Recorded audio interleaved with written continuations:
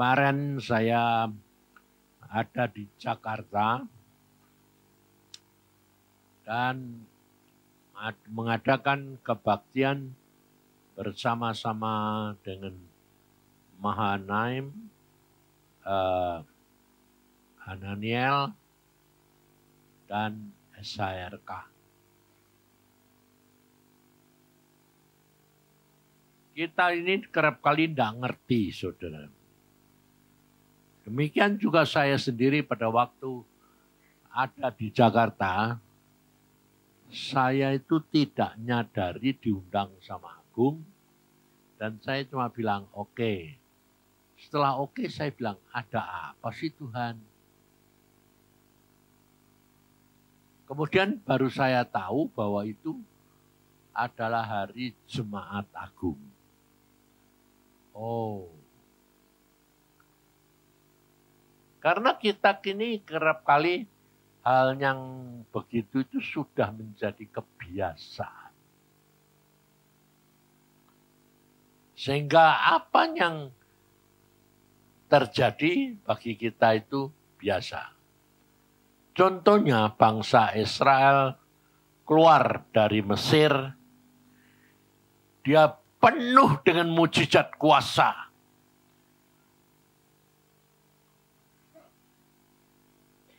Tetapi tidak membuat bangsa Israel bertobat.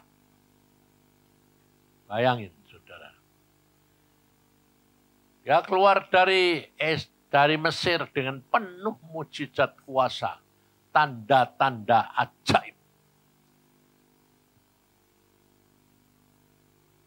Tapi yang masuk tanah Kanaan cuma 2 orang, bayangin.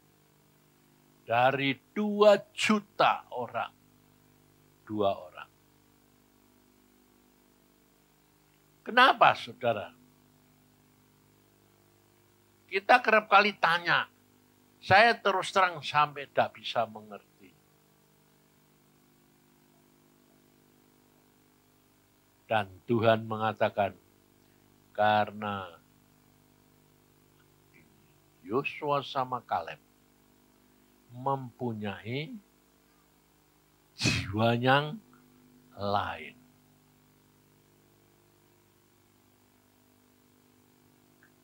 Maka dari itu saudara kita itu harus belajar. Kenapa Tuhan Yesus itu menyuruh saya pertama kali ketemu sama dia umur 12 itu Tuhan berkata, baca Alkitab. Nah, saya bilang baca Alkitab tidak ngerti Tuhan. Tidak masalah. Yang penting itu nurut. Melakukan apa yang Tuhan mau.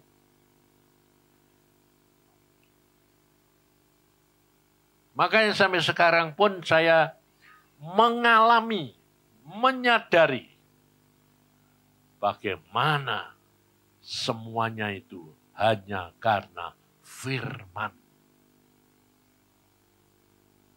Memang Tuhan itu sungguh-sungguh luar biasa. Firman itu sungguh-sungguh berkuasa. Karena dikatakan dalam Alkitab, firman-Ku yang akan melakukan apa yang Aku mau. Jadi bukan kita, bukan siapa-siapa, tapi firman Tuhan yang melakukan dengan sendirinya.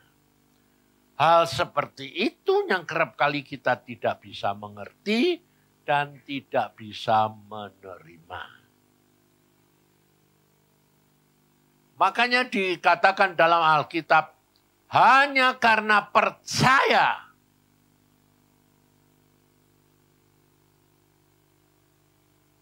dan siapa yang menyerukan namaku yang diselamatkan.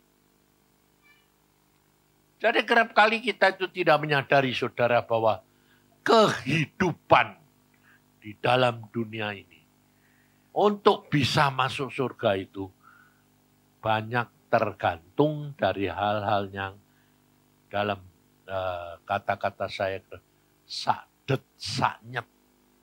seketika bisa membawa kamu selamat atau bisa membawa kamu binasa. Maka dari itu kita itu perlu tiap-tiap hari makan firman. Tapi kalau kita sudah kebiasaan, lalu tidak ada artinya lagi. Contohnya kemarin Jemaat Agung memperingati hari kesengsaraan kematian Tuhan. Hampir tidak ada rasanya. Maka pada waktu saya di sana, saya berdoa dari siang. Saya bilang, Tuhan, apa yang Kau ingatkan? Karena banyak anak-anakku yang kecewa.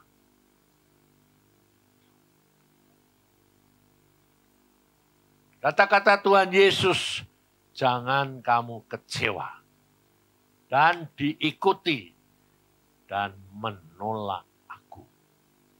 Kita kerap kali tidak sadar, saudara, bahwa sekarang ini waktunya sudah sangat-sangat singkat.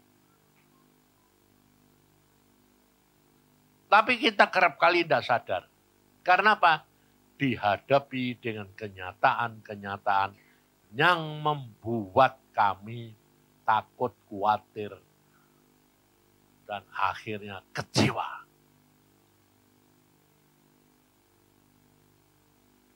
Coba kita periksa diri kita sendiri. Kenapa Tuhan itu suruh mengingatkan saya bahwa hati-hati, waktunya sudah demikian singkat, jangan kamu kecewa.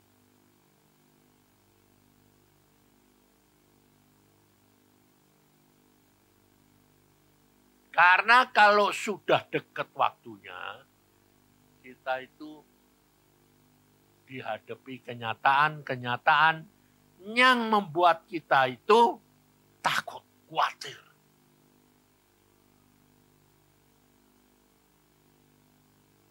Atau kita masih punya keinginan-keinginan yang tidak kesampaian. Membuat kita kecewa. Kita minta sama Tuhan tidak dijawab. Kita berdoa tidak didengar. Sehingga kita kerap kali kecewa. Lah kalau kita sedang begitu terus Tuhan ini datang terus mau apa kita? Lalu engkau bisa ngomong, ya kita bertobat. Tidak bisa. Saudara. Orang yang sedang kecewa, diomongi apapun itu tidak bisa mengerti. Maka dari itu kita baca Alkitab supaya kita itu mengerti bahwa kalau sudah waktunya itu dekat, Tuhan Yesus memberi contoh. Pada waktu dia di Taman Getsemani, kau perhatikan, dia Allah sendiri. Dia Tuhan sendiri. Maha tahu, maha kuasa, dan kuasanya tidak hilang. Karena pada waktu dia mau ditangkap, dia dicium oleh Yudas. Dan Tuhan berkata, siapa yang kamu cari? Dia berkata, Yesus dari Nazaret. Akulah dia. Dia cuma ngomong gitu. Orang semua yang mau menangkap dia jatuh ke tanah, rebah. Dan itu tidak terjadi sekali. 2 kali. Sampai 3 kali. Orang begitu pun tidak sadar. Begitu kuasanya Yesus. Hanya berkata, siapa yang kamu cari? Mereka sudah jatuh. Tapi tetap ditangkap. Karena apa? Di sini loh kita tahu. Karena Tuhan berkata, inilah waktu engkau waktu yang diberikan oleh Tuhan, diizinkan semuanya ini terjadi. Karena apa? Karena harus menggenapi firman Tuhan. Maka dari itu saudara, begitu kuasanya firman ini harus terjadi kalau sudah ditulis oleh Tuhan. Maka dari itu kita itu harus membaca firman, kita harus tahu. Kalau saudara dan saya sudah ditetapkan. Karena firman Tuhan berkata apa? Tuhan menetapkan langkah-langkah orang yang berkenan di hatinya. Siapa orang yang berkenan? Adalah orang yang menuruti firman Tuhan dan melakukan. Karena yang berkenan adalah Tuhan berkata, kalau engkau mengasihi aku, melakukan, menuruti firman-Ku. Bagaimana saudara bisa menuruti firman kalau saudara tidak pernah baca firman?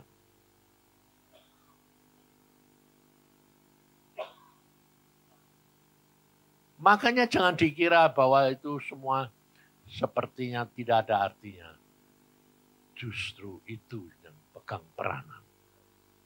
Nanti pada waktunya engkau akan melihat bahwa kamu tuh seolah-olah tidak melakukan apa-apa, tetapi itu yang sangat menetapkan.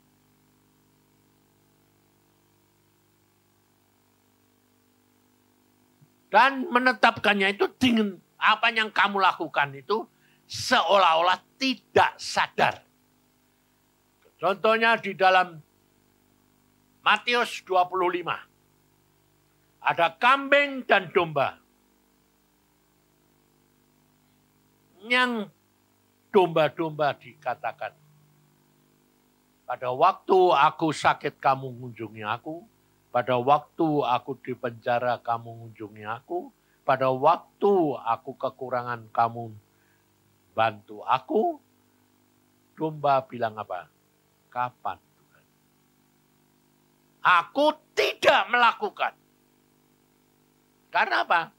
Karena dia melakukan kepada orang-orang kecil dan bukan kepada Yesus. Karena firman Tuhan berkata, kalau kamu melakukan kepada sesama manusia, kamu melakukan untukku. Kalau kamu melakukan kepada orang-orang kecil, kamu melakukan untukku. Sebaliknya kambing, waktu ditanya Tuhan, dia bilang, kapan Tuhan aku tidak melakukan terhadap engkau? Bayangin, saudara. Dia sadar bahwa dia melakukan untuk Tuhan. Karena apa? Dia mengerti firman. Jadi nangkapnya firman itu terbalik. Firman Tuhan berkata, kalau engkau melakukan kepada orang-orang kecil, orang miskin, engkau melakukan terhadap aku. Ini dipakai pola untuk menjadi kepercayaan dia bahwa dia melakukan kepada orang miskin, melakukan untuk Yesus. Ini kata-kata Tuhan Yesus, tapi untuk kambing-kambing dipakai sebagai alat, aku sudah melakukan firman. Aneh enggak? Makanya saya bilang, aduh Tuhan, susah. Susah Tuhan, tidak bisa ngerti. Dan ini terjadi sehari-hari, saudara. Contohnya saja kalau kamu naik mobil, naik motor, ada orang-orang di pinggir jalan, di jalan-jalan di perempatan itu minta-minta. Nanti kan ada firman itu muncul. kalau kamu memberi kepada orang miskin, kau memberi aku. Nah, kalau itu firman muncul, kamu di dalam situasi bingung enggak? Bingungnya ini. Beri enggak ya? Beri enggak ya? Padahal saudara tahu. Dan itu yang menjerat saudara. Jeratnya apa? Kamu beri dengan landasan. Aku memberi ke orang itu. Memberi kepada Yesus. Tidak ada upah.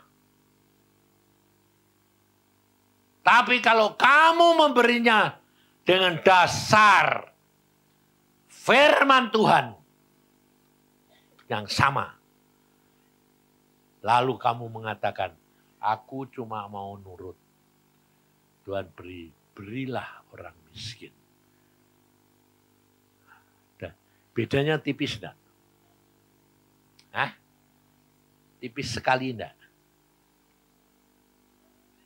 Yang satu dapat upah, yang satu tidak. Padahal ya dua-dua dengan melakukan firman yang sama. Tapi sikap hatimu yang menetapkan. Makanya pada waktu Samuel melantik Raja Daud, Tuhan berkata apa sama-sama? Jangan kamu tertipu dengan apa yang kamu lihat dengan matamu dan telingamu. Karena engkau melihat yang kelihatan, tapi aku melihat hati. Ngerti, saudara?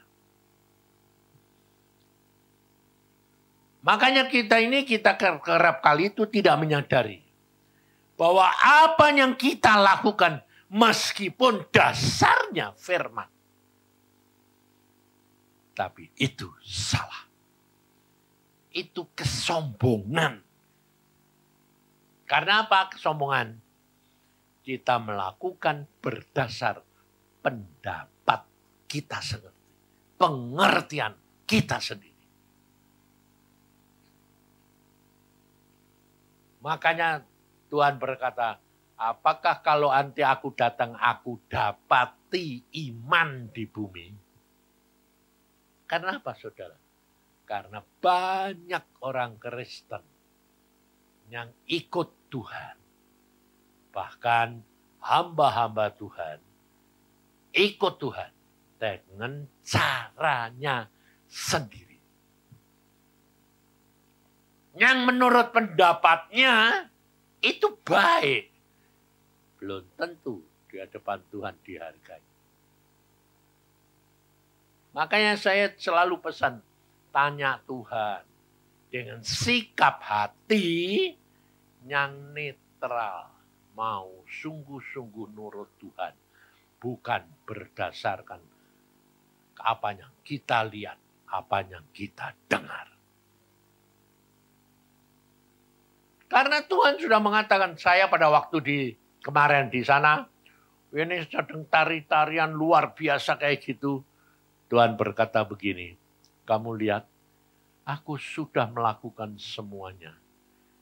Tapi banyak anak-anakku yang kecewa.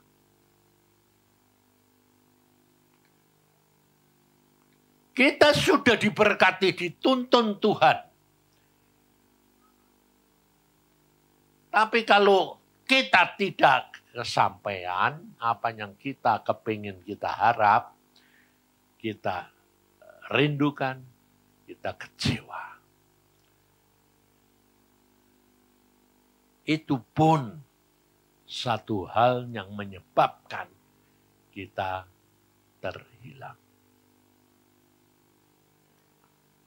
Kalau saudara mau melakukan sesuatu, dan contohnya gini aja, saudara mau memberi seseorang, lalu orang itu tidak berterima kasih, kira-kira saudara kecewa enggak? Kamu memberi, sudah nolong, sudah begini. Orang itu tidak terima kasih. Kira-kira omonganmu apa?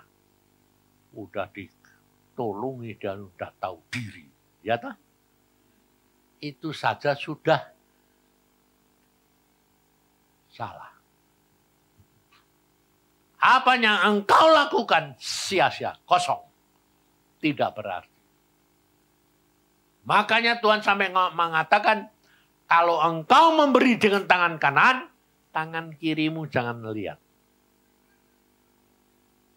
Jadi jangan ngurusi reaksi orang itu. Orang itu berterima kasih pada, itu bukan urusan. Tapi engkau memberi menurut apanya Tuhan mau. Jangan melihat hasil. Aku sudah begini, tapi nyatanya kok begini. Aku sudah melakukan ini, hasilnya kok begini. Kecewa. Maka dari itu saudara, di dalam kehidupan kekristenan, kita harus benar-benar harus punya watak perangai seperti Yesus. Karena dia sudah berkata, belajarlah kepadaku karena aku lemah lembut dan rendah hati. Kuncinya hidup itu rendah hati. Melakukan segala sesuatu bukan dengan pengertian kamu, tapi melakukan semua karena Tuhan. Kelihatannya sepele, tapi beda banget. Makanya saya kerap kali ngajar saudara, sudahlah kalau kamu dengar firman dan itu sudah tahu itu Tuhan, jangan dipikir-pikir. Loh, dan dipikir bagaimana Pak? Kalau kamu pikir-pikir percuma. Karena apa? Setan itu lebih pintar daripada kamu. Kamu pasti didorong atau dihambat. Sebab dia tidak bisa mengadakan, yang dia punya adalah bisa mendorong atau menghambat. Kalau kamu mau melakukan firman Tuhan, pasti diberikan alternatif yang lain. Tapi itu memang pekerjaan setan. Maka dari itu Tuhan berkata, aku butuh percaya. Percaya itu tidak usah melihat apa yang akan terjadi. Tinggal percaya. Iman itu percaya akan sesuatu yang belum kelihatan. Tapi percayalah ya itu yang susah. Tapi kita kerap kali dari kecil dididik percaya setelah melihat. Dan itu tidak bisa diubah. Anehnya di situ. Sukar. Karakter kita, pikiran kita itu sukar sekali. Makanya Tuhan sampai mengatakan, kalau kamu bisa mengalahkan pikiranmu, kamu lebih besar daripada seorang pahlawan. Nah, sementara ini kamu ini sudah bisa mengalahkan Babylon. Nah, belum. Nah, kalau belum terus nanti Tuhannya tak datang piye? Terus kamu bilang apa? Kasih kesempatan dong Tuhan. Udah terlambat. Maka dari itu saudara, sekarang dibenahi. Belajar segala sesuatu hari demi hari. Apapun, konsultasikan sama Tuhan. Dan dengan sikap hati menyadari, aku tidak bisa apa-apa kecuali kalau tidak Tuhan. Karena aku tidak tahu apa yang akan terjadi di depan. Hari esok aku tidak tahu. Tapi aku percaya Roh Kudus yang menjadi penolongku. Dia tahu, dia menuntun, dia menetapkan. Makanya saya ajar saudara, minta paksa Tuhan. Coba kalau enggak engkau paksa, enggak mungkin aku bisa benar. Enggak mau benar bagaimana? Wong aku mengasihi diriku sendiri.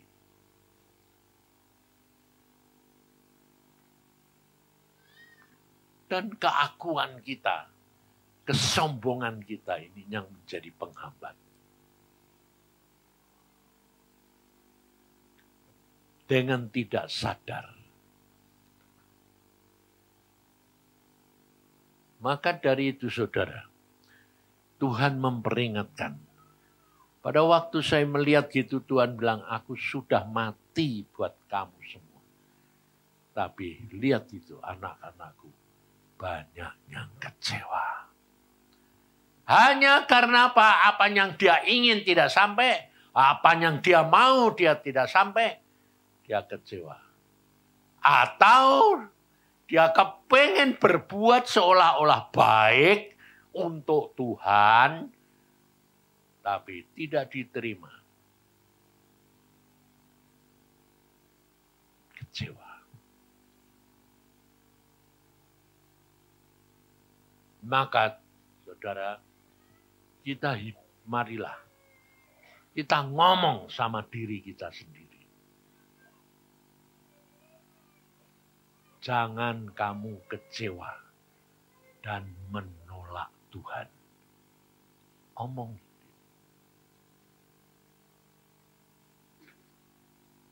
Karena kita tuh tidak menyadari bahwa kita tuh menyusahkan, menyedihkan hatinya Tuhan. Menyalibkan Tuhan. Membuat Tuhan menderita kembali. Karena apa? Karena dia sudah berkata, apakah aku nanti kalau datang, aku mendapati iman.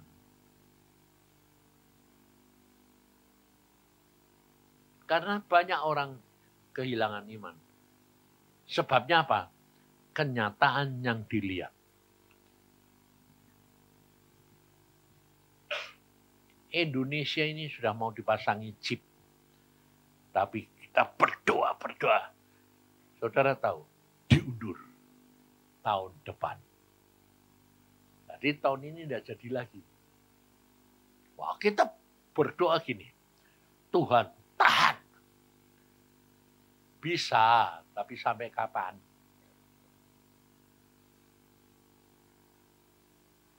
Paling ya ini mau bencana, mau datang 3 tahun yang akan datang. Ya sudahlah, tunggu 3 tahun. Nanti kalau sudah 3 tahun ambrol ya sudah biar. Wes, yang mau bayar dengan nyawa selamat, yang enggak ya sudah. Kita nanti mau tidak mau itu dipepet terus sama setan. Sebab setan itu lebih pintar, saudara. Bayangin, dia masang chip itu, alasannya, sekarang kan di bank-bank kan sudah mulai dipasang. Karena apa? Diperlukan data. Di samping itu, buat saudara. Saudara kalau dipasangin chip, saudara ada di mana bisa dilacak. Loh, bagus toh? Lah, padahal saudara itu tidak mikir. Bisa dilacak.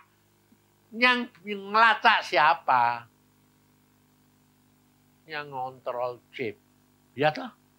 Lah untuk kamu menemui, saudaraku hilang ini, tolong dilacak. Bayarnya berapa? Untuk nyari siapa? Ngerti tidak, saudara? Makanya jadi masalah.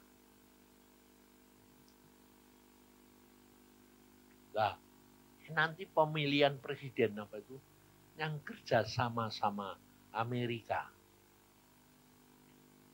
Itu ada syaratnya. Oke, kita tapi chip harus dijalankan.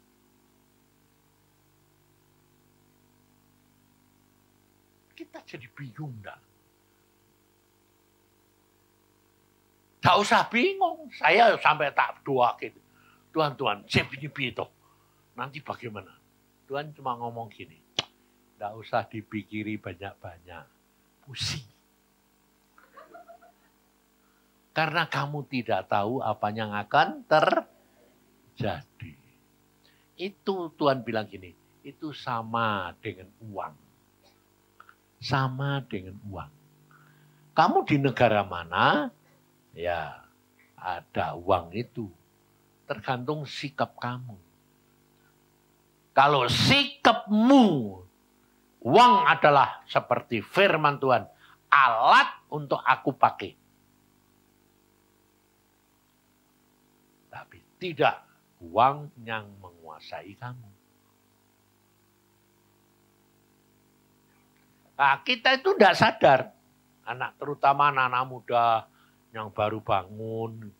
Lalu apa? Aku ingin kaya, betul enggak? Hah?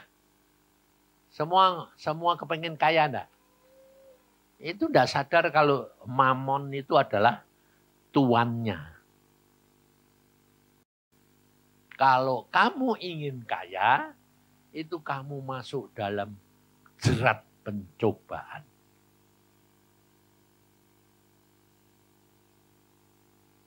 Tapi kalau enggak kaya, enggak dihargai. Iya. Tapi akhirnya nanti seperti pemuda yang kaya.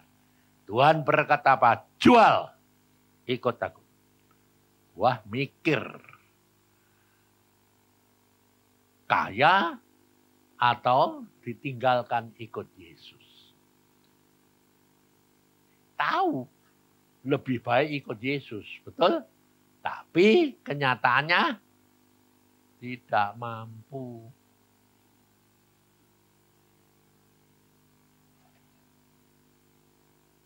Saya itu selama hidup itu diajar Tuhan sampai bilang, Tuhan,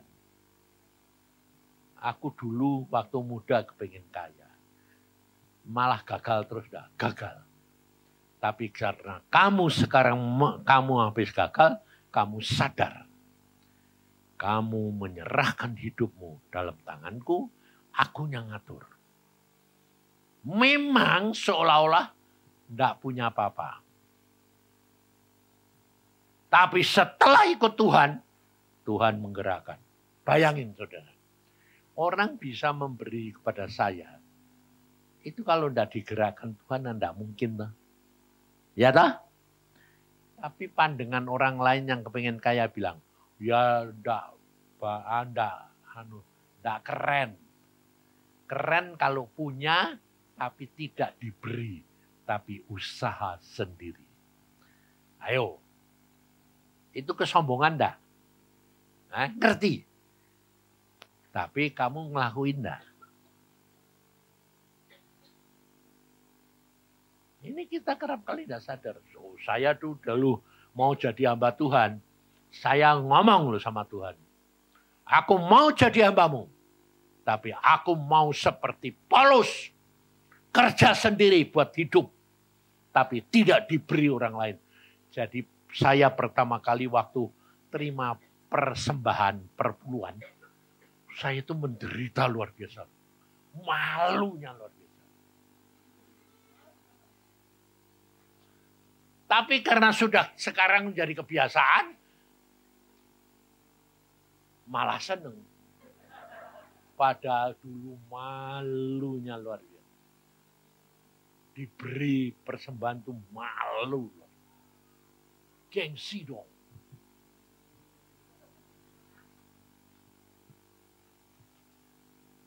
Sampai akhirnya dibuat Tuhan habis, semua gagal, semua tidak ada isa apa-apa.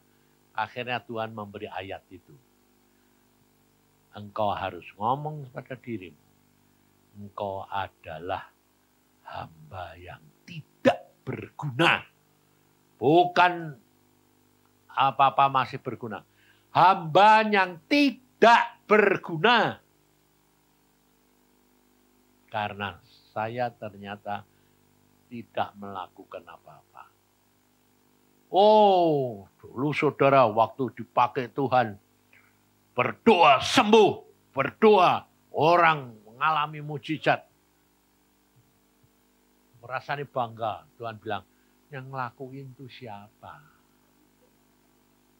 Habis ternyata saya berdoa untuk orang itu supaya berhasil luar biasa. Dia tidak ngasih persembahan. Kecewa. Loh, wis tak doa ke setengah mati. Kok ternyata tidak ngasih. Lalu Tuhan tanya, loh, yang melakukan siapa? Kamu atau Tuhan? Tuhan. Lah kok kamu yang minta? Ya Tuhan. Ternyata watak saya itu kok jelek sekali ya. Iya. Ngerti saudara? Sehingga akhirnya sekarang ini saya orangnya sudah cuek. Saya berdoa berhasil pada masa bodoh. Sebab berhasil pun belum tidak usah terima kasih sama saya. Yang melakukan Tuhan. Memberi syukur, tidak beri syukur. Karena semua anugerah Tuhan, karya Tuhan. Wah, untuk sikap kayak gitu tuh udah gampang loh. Contohnya saja, kalau kamu ada orang, kamu ngasih apa-apa, dia tidak berterima kasih, kue singgung dah, kecewa dah. Bayangin, perkara kecil diurus, dihitung sama Tuhan. Saya kerap kali itu ditegur sama istri saya. Loh, kamu kok tidak berterima kasih? Loh, yang ngasih aku Tuhan. Loh. Ya bagaimanapun juga terima kasih. Ya aku muni ya wis aku sing terima kasih wae.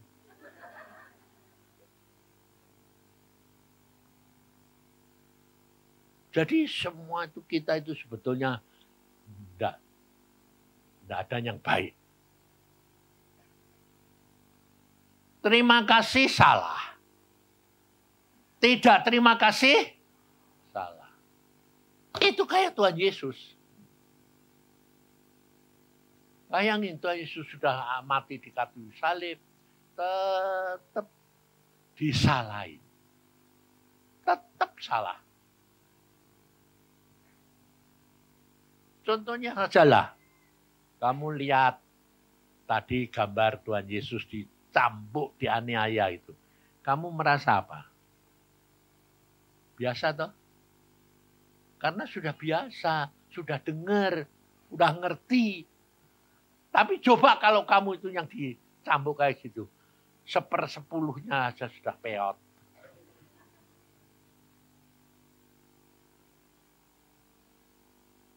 Karena apa saudara? Karena kita belum ngalami. Nanti kalau kamu ngalami, orang lain lihat, dia bilang apa? Wah, aku tidak mau, Pak. Tidak kuat. Loh, kok kamu, orang-orang sudah takut dianiaya. Aniaya itu takut sekali. Sampai saya mengatakan, jangan takut. Loh, kenapa, Pak? Karena aku ngalami sendiri. Waktu tabrakan itu tidak mungkin tidak sakit, tidak mungkin tidak muntah, tidak mungkin tidak gila, otaknya miring, tapi tidak miring. Tidak sakit Pak, tidak. Sampai dokter mengatakan, tidak mungkin. Loh, yang ngalami aku Pak kamu. Kowe dokter, aku ya dokter, biarmu dokter gigi. Ngerti? Pendidikannya sama. Enggak sakit. Aku dewi heran. Kenapa ada sakit ya Tuhan? Itu yang aku minta. Supaya kamu ngalami dan kamu tidak usah takut. Stefanus dilempari batu, mati. Kenapa Petrus disalib? Sudah disalib, biasa dia bilang, oh enggak layak aku, jungkir. Disalib, dijungkir lebih sengsara. Tapi dia malah minta. Karena apa? Dia sadar, aku tidak layak kayak Tuhan. Dia berani minta karena apa? Tuhan sudah mengukur. Semua yang harus dialami, alami. Saya keluar dari kena lumpuh, stroke lumpuh itu pertama kali tahun 75. Itu jangan saudara kira Tuhan sudah sembuhkan jamah, sembuh sempurna. Sembuh, saya turun dari tempat tidur, pikirku sudah sempurna.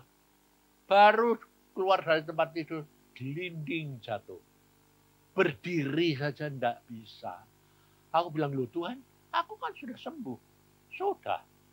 Lah berdiri udah. Harus belajar lagi seperti anak kecil. Merangkak, duduk, mulai jalan 3 minggu. Oh gitu Tuhan. Yes. Karena itu hukum alam.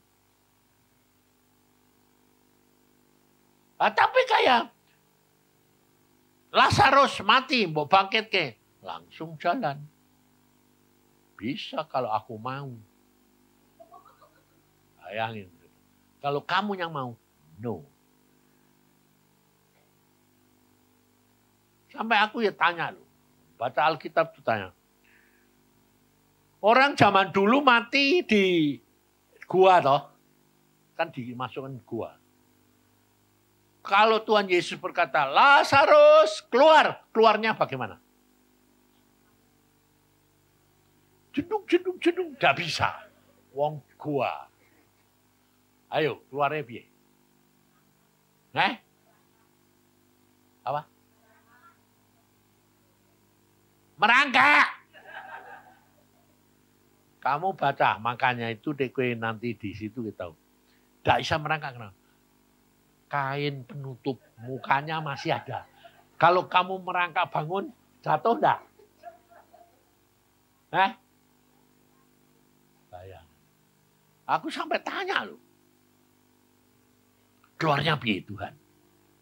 Ya keluarlah. Ya keluar dengan sendirinya. Jadi kayak mayat digotong. Lalu Tuhan berkata, lepaskan kain-kainnya. Lah kok bisa gitu? Aku sih mau. Nah, kamu ndak bakal bisa, wong aku yang mau. Makanya di situ tuh saya dengan baca firman saya bisa tahu, wah, saya bisa masuk akal. Itu begitu, saudara. Sedang pada waktu Tuhan baca Alkitab, Yesus adalah kebangkitan sulung. Aku bilang, mana Lazarus bangkit dulu. Pada waktu engkau dimati di kayu salib, kubur-kubur terbuka. Betul? Mayat-mayat orang kudus, Bang. Kok bisa kamu bilang bangkit sulung? Nggak ngerti. Maunya Tuhan itu baca, Tuhan bilang. Yang teliti lagi, tak baca lagi, teliti. Ada kata-kata gini. Mereka bangkit tapi belum keluar dari kubur. Bangkit, kubur buka, wong cuma tempat badan ya ta. Bangkit, ya bangkit, tapi belum keluar dari kubur. Lah ngapain?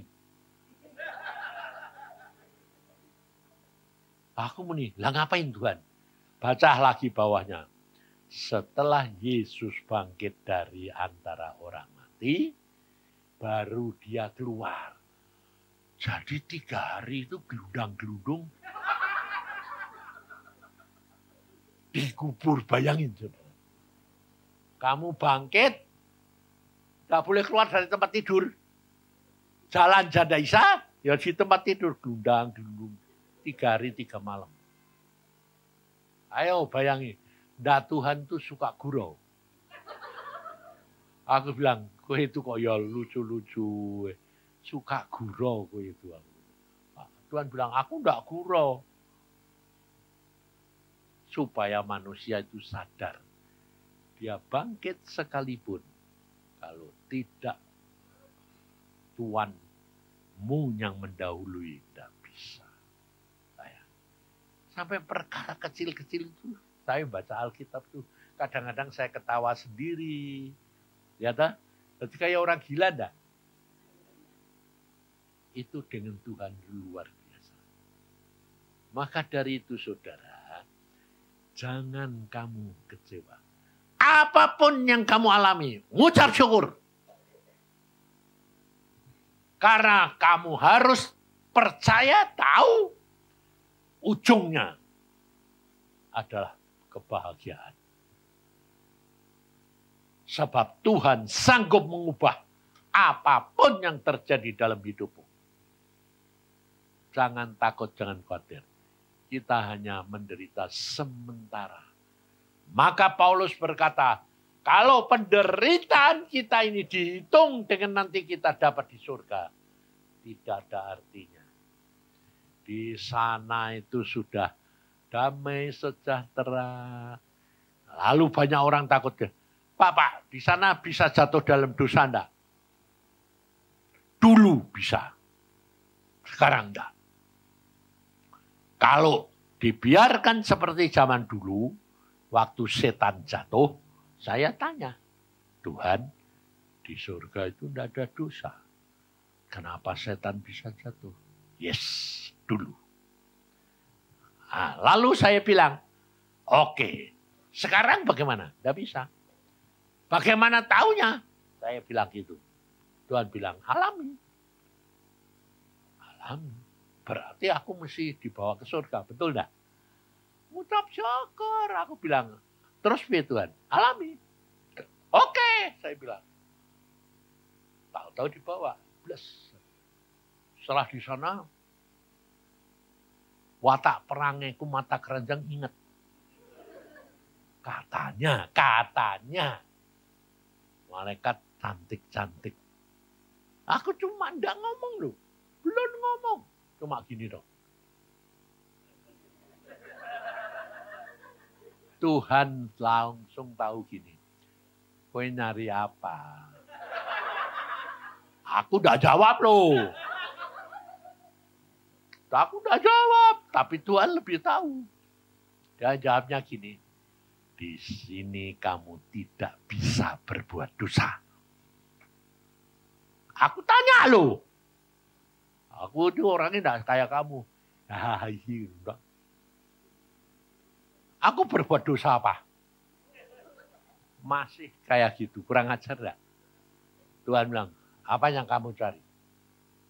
Katanya malaikat cantik. Ayo, di sini malaikat tidak cantik. Loh kenapa gitu? Bisa cantik, bisa jelek. Bisa laki, bisa perempuan. Bingung mana aku. Panci. Dah.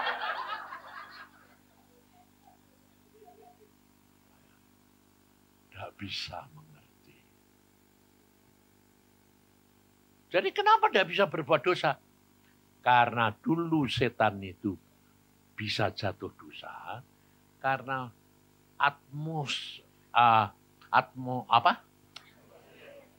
bahasa ini kok bodoh banget aku.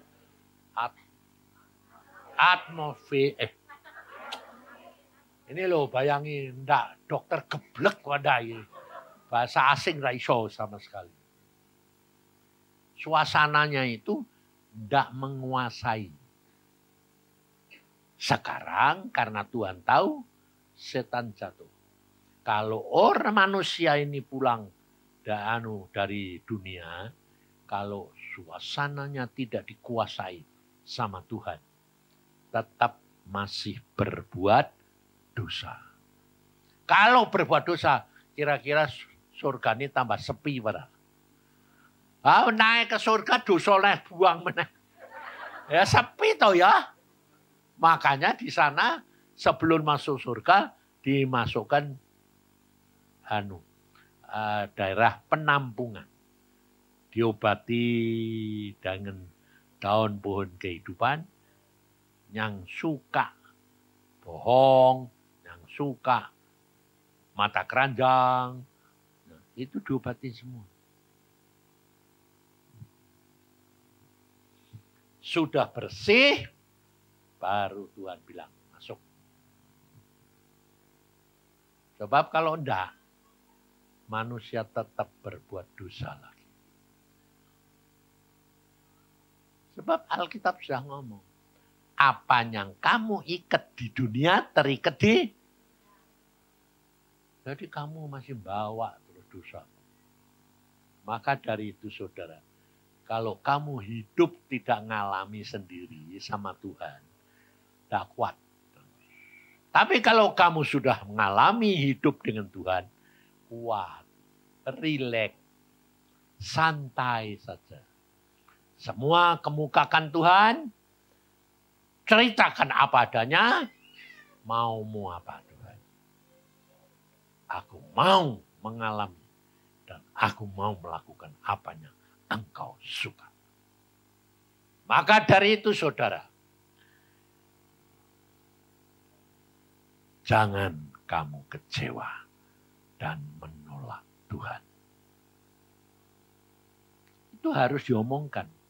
Dalam situasi kamu mulai tidak baik, itu ngomong. Awas, jangan kecewa dan menolak Tuhan. Sebab kalau enggak, saya tadi ngomong sama Bebes.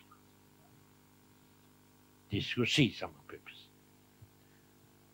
Saya bilang, Beb, kamu ini kurang tekun, Beb. Kamu ini orang gini. Kamu tahu, saya ditegur dia. Justru omongan kong dulu yang membuat saya jadi tidak tekun. Kenapa gitu? Omongan kong memang itu berkuasa. Nah, jadi aku harus ngomong dia. Beb, tekun. Meskipun aku tidak tekun. Nanti jadinya, oh, ya bener ya. Loh, betul tak? Aku tuh kerap kali ngajari. Ada anak yang bodohnya setengah mati. Karena saya dulu ya bodoh, ini bodoh. Selalu di kelas itu rankingnya nomor 2 dari belakang. Jadi nomornya 30 berapa. Terus saya bilang gini, kamu mulai hari ini baca Alkitab, setelah itu mamai kalau dia tidur tumpangi tangan. Jadi pinter, jadi pinter, jadi pinter. Pinter. Lah kok aku sendiri tidak bisa melakukan gitu. Aku negor Bebes sedikit tadi lu barusan. Beb, kamu ini tidak bisa tekun. Justru ngomongan kong. Harus dirubah. Wah, dia guruin aku. Sekarang kong udah ketemu. Beb, tekun.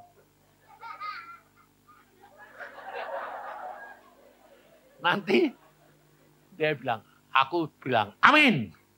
Meskipun belum tekun, bakal tekun kong.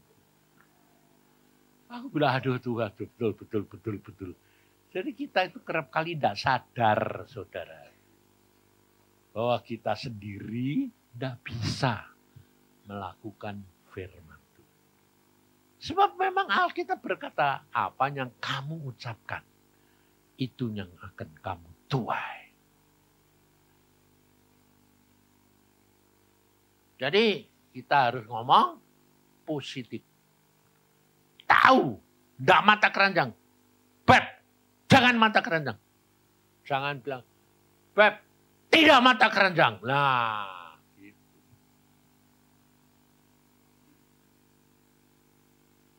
Kita ngomong yang positif, yang benar.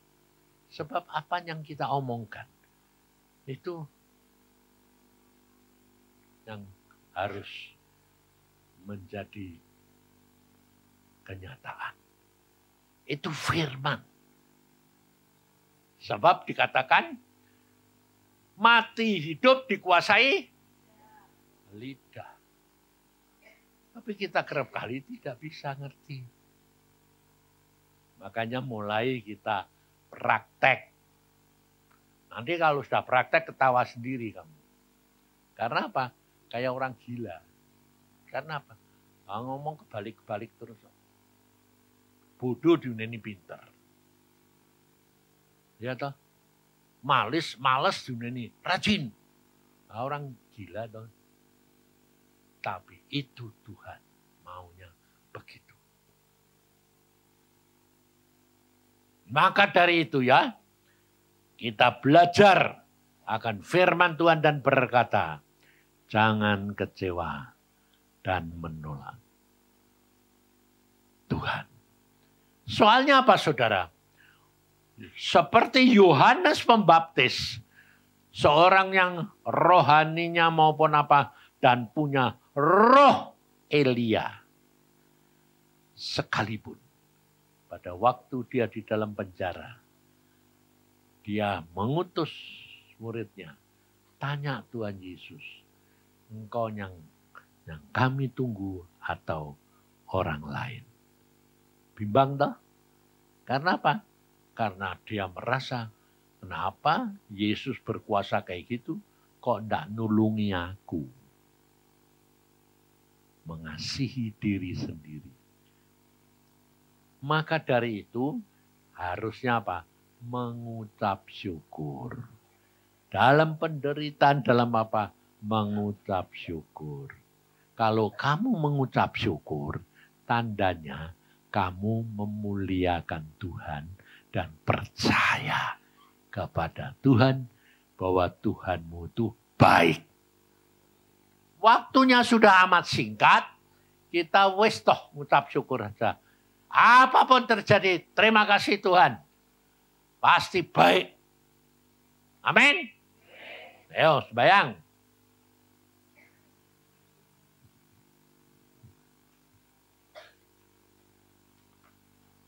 Sementara ini kalau kamu sudah pernah ngalami kecewa, cepat bertobat. Ya, Tuhan sudah mati buat kamu. Tapi jangan dibalik ya. Sebab sekarang ini ada kepercayaan gini. Semua sudah dibayar Tuhan, jadi kita boleh bertindak sembarangan. Toh sudah dibayar Tuhan. Hati-hati. Sehingga mereka berbuat seenak-enaknya. Itu pun salah.